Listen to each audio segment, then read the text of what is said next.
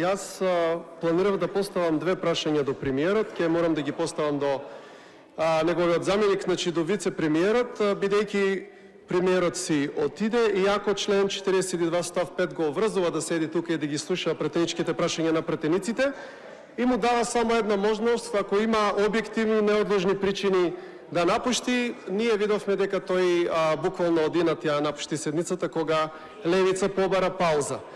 Но не се, јас ќе ги поставам двете прашања до заменик премиерот, па да видиме какви одговори ќе добиеме. Јас сакам да ја отворам темата, дел од темата околу катастрофата која што ни се случи во Кочани, значи нема да го отворам делот околу пристрасната или непристрасната истрага, тоа е тема сама за себе за која што ќе зборуваме понатаму. Јас сакам да зборувам за голготата која што ја преживуваат пациентите, значи кои што сега се лечат посебно во Кочанската болница. Значи ние имавме една незапамтена катастрофа со 63 загинати, над 200 повредени, од кои што 116 се лекуваа во странство, а 71 пациент се лекуваа во Македонија. Сега во моментот имаме околу 12 пациенти кои што се во болница, од кои што 7 се лекуваат во странство и 5 се лекуваат дома. За сите тие фамилии, над 200, над 300 фамилии кои што се засегнати од катастрофата, се обезбедени средства, и тоа од донации преку Црвениот крст се собрани од прилика 2,5, нешто над 2,5 милиони евра.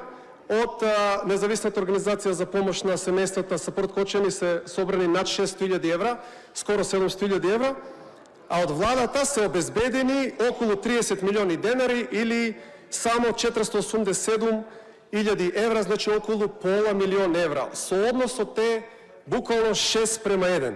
Че од една страна го имаме македонскиот народ со неговите донации, а од другата страна имаме владата. И после се чудиме зошто и ден денеска Македонија е држава во која што луѓето се лечат со СМС. Значи го имаме еден од најсолидарните народи од едната страна, а од друга страна имаме една скржава и неодговорна влада која што за жал се обидува теретот на лечењето практично да го префрли на донации. Значи земавме 1 милиарда кредит и ден денес е државна тајна каде отидоа тие пари, значи го имаме во рекордно време потрошено тој кредит.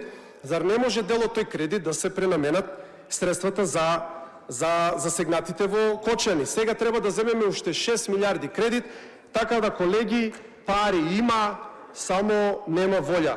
И поради тоа моето прво прашање до вице-премиерот е дали владата планира за оваа смешна сума од пола милион евра да додаде друга сума за малку барем да го намали тој срамен сооднос од 6:1 донации и средства од обезбедени од владата.